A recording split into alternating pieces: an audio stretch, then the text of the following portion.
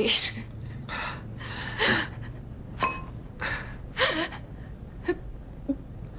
Čo si to spravil?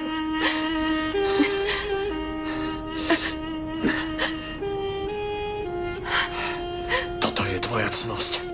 Tvoja cnosť je život tvojho brata a mojej sestry. Čo tým chceš povedať? Zobral som si ťa na výmenu. Ak by sa táto svadba nekonala, tvoj brat a moja sestra by umreli.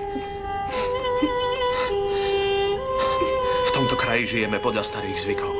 A tieto zvyky ani ty, ani ja ničím neprekonáme. Čo si to potom za vodcu? Vodcovia zvyky neurčujú.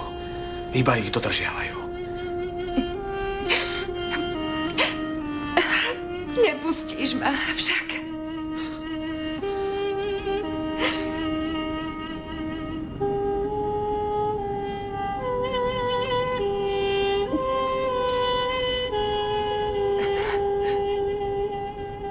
Si už moja manželka. Si nevesta rodu. Nemôžeš odísť. Toto je tvoj domov. Prosím, rešpektuj to.